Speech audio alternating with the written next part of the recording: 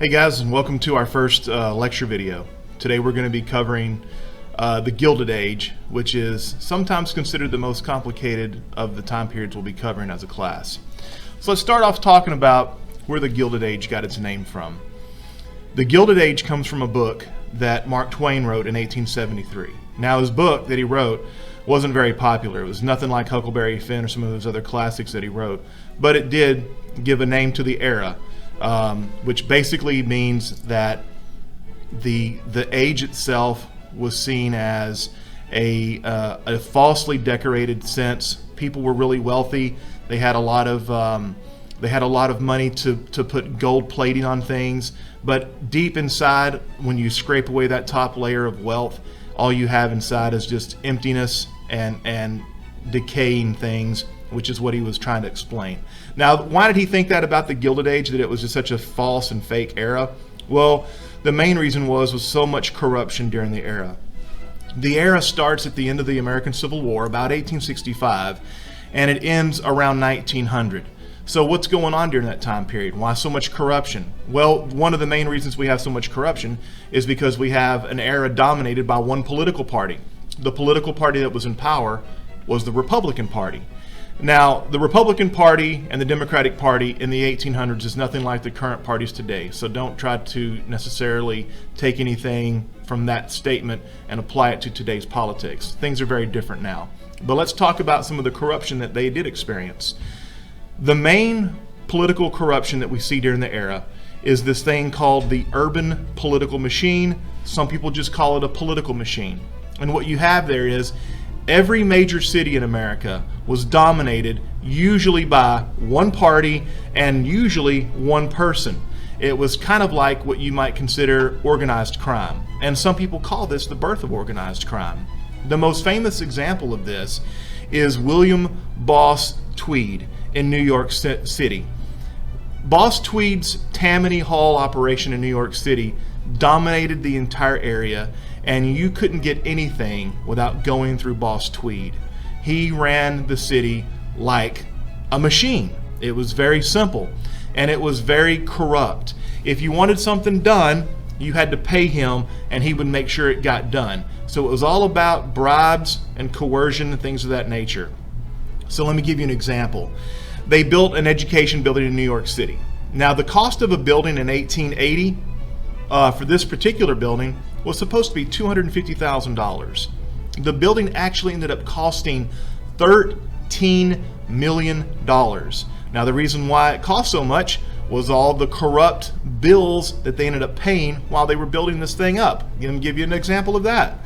Let's see here. $180,000 was paid for 3 tables and 40 chairs. That's a lot of money for 3 tables and 40 chairs. I think you could probably go to Walmart or even Amazon and find something much cheaper than that today. Also, they spent $41,000 on brooms. So you can see that this is just crazy. It's just crazy, all the graft and corruption payoffs. Boss Tweed had to get a piece of the pie. The construction foreman had to get a piece of the pie, and everyone inside that chain got a piece of the pie. So another example of the corruption in the time period is going to be the presidents of the United States. Now, the most famous one of this time period that's going to be the most corrupt is actually the former General Grant from the Union side during the Civil War. Grant is going to be complicit, or at least in some point involved in the credit mobilier scandal, and that was involving the Transcontinental Railroad. Now, to understand how much money we're talking about for building the railroad, let me just put it to you like this. The railroad cost so much money to build that the government didn't even have enough money to pay for the railroad that was being built. So instead of paying cash, in a lot of instances, the railroad was paid for through land grants. The railroad companies are going to get land in exchange for tracks, miles of tracks that are being built during this time period. And they're going to get so much land from the government that they actually at one point owned more land than the entire size of the state of Texas. Now, Texas didn't give away any land during this time period because it was already a state. but the states they built the tracks through, which include parts of Colorado, parts of Utah, and even California, those states will be giving away huge land chunks to the railroads, where the railroads will take that land, they will sell it for cash to make up for the money they've spent building the railroads. That's how they make their profits. But there's going to be a lot of really bad deals being done, cash being paid to senators for voting yes for a project here that will build more land or that will build more railroad tracks in this direction. Just a lot of corruption going on. So we're not sure of President Grant's involvement in the credit mobilier scandal, but we do know that his brother-in-law was heavily involved in some of the bribes that were being handed out and some of the money that was being taken illegally. Grant did, as far as we can tell, turn a blind eye to the investigation and to the prosecution of the situation. So we're not sure if he got any money from that deal or not, but we do know that he wasn't completely honest. And he got hammered with a lot of bad press for his involvement in the credit mobilier scandal. Now, moving on from that time period, Grant serves 2 terms as president. Later on, from the time period of about 1876 through 1900, we're going to have a series of mostly one-term presidents. We have Hayes, we have Garfield, we have Arthur, we have Cleveland, we have Harrison, and then lastly, we have McKinley. We're going to talk more about McKinley later, but let's talk about another president that you need to know. You don't have to have all these presidents memorized. That's the great news. What you do need to have at least somewhat committed to memory is, remember that Garfield was assassinated. Garfield's going to be assassinated, and his assassination actually leads to an attempt for the first time during the Gilded Age to try to clean up some of the corruption. It will be somewhat successful, not overly successful. There will not be an end to all the corruption, but it's a first step in a long line of steps to clean up government corruption. Now, the law that they're going to pass in reaction to his assassination is called the Pendleton Act, which is supposed to keep government workers out of politics, at least while they're at work. So you can't be actively campaigning for someone to win office while you are working as a federal job. That's why in this last couple of weeks, we saw the Republican National Convention. Part of it was filmed on the White House grounds, and there was a lot of people who said, oh, you can't do that because you're violating federal law. Well, there's ways around it if there's no federal employees involved in that specific thing, and that's one of the things that goes all the way back to the Gilded Age. So what we're going to see, a lot of things that are happening today all have roots back to the Gilded Age and sometimes even before. So the things that we're studying in class are going to have a lot of pertinent ideas, a lot of things that are going to be related to stuff that's going on right now. Let's talk about one last thing about these presidents. President McKinley is an important person because when we get to the imperialist period, we're going to be talking about President McKinley even more so. President McKinley is going to kind of be a real big icon, not just in the Gilded Age, the very end of the Gilded Age, but it'll also be very important as we move into the imperialist period for some of his policies. His assassination is also going to be very important because it leads to the presidency of Theodore Roosevelt. So one of the funnest things to learn about during the Gilded Age has to be the big businessmen. You've got Rockefeller with the oil industry. You've got Carnegie with the steel industry. You've got Vanderbilt, who was a railroad tycoon. And you've got J.P. Morgan, who becomes the guru of banking, which, of course, still is around, J.P. Morgan Chase Bank.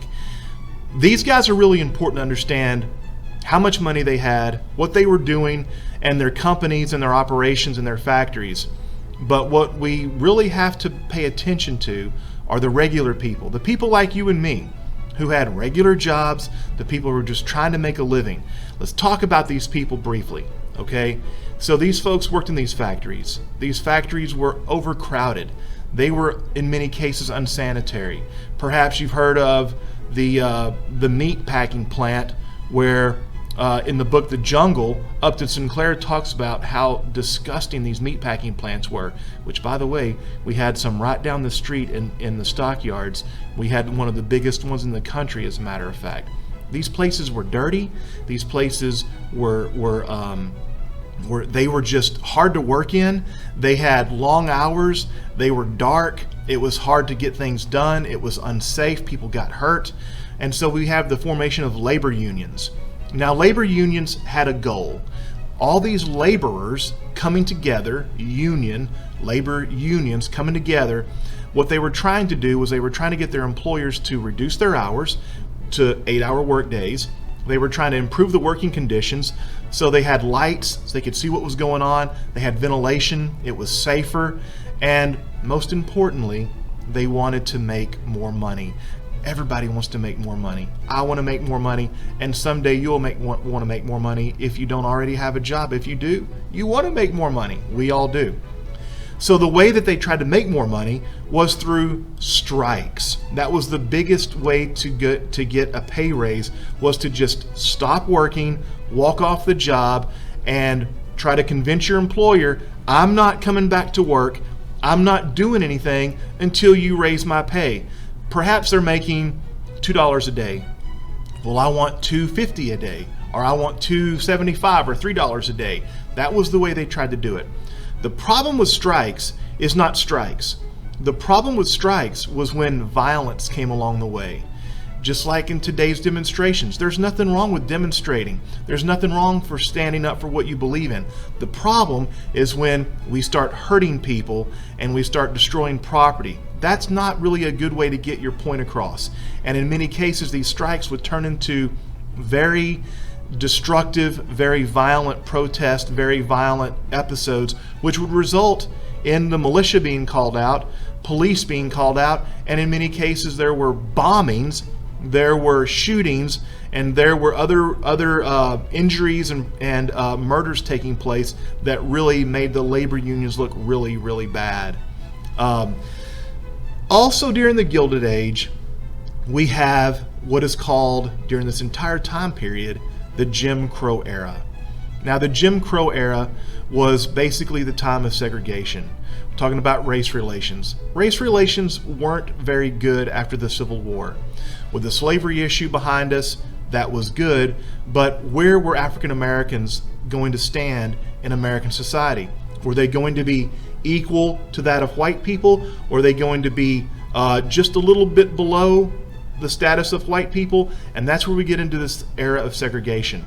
Now, segregation just means separation, okay? Separation in things like one of the most famous restrooms. Some public parks were segregated.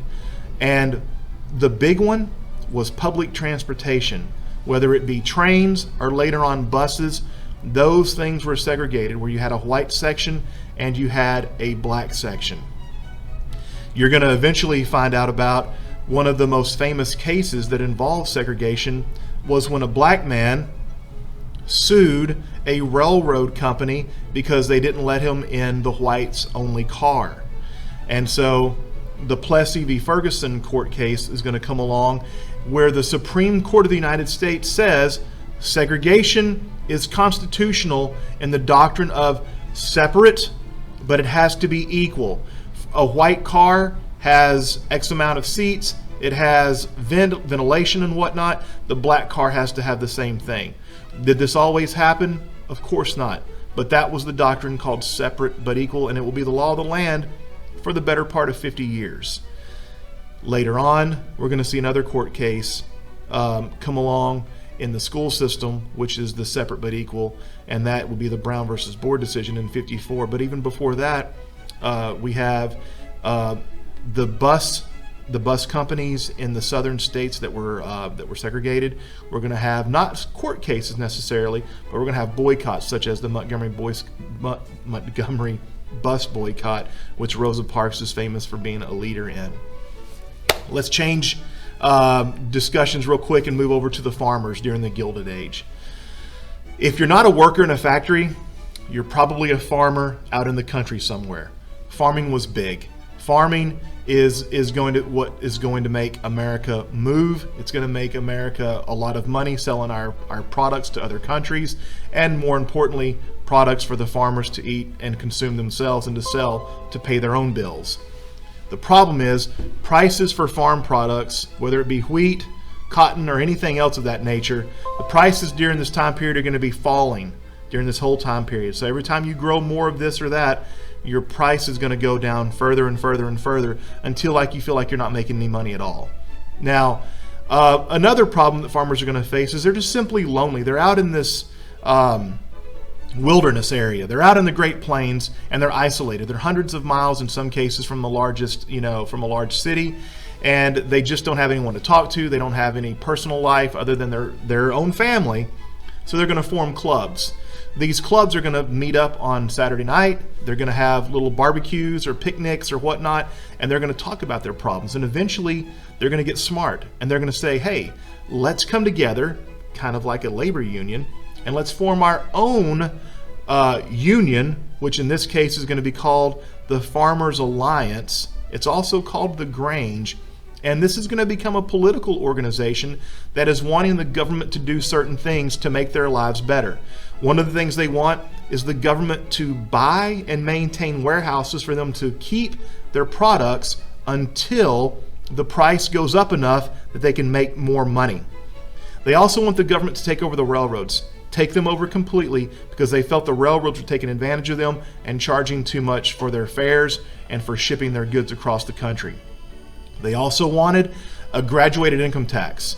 If you make this much money, your tax rate is this. If you make this much money, your tax rate is this. So in other words, instead of everybody paying the same thing, 10%, 7%, whatever the percent, they wanted the government to take a higher percentage from wealthy people and a lower percentage from poor people. By the way, that's what we have today, a graduated income tax.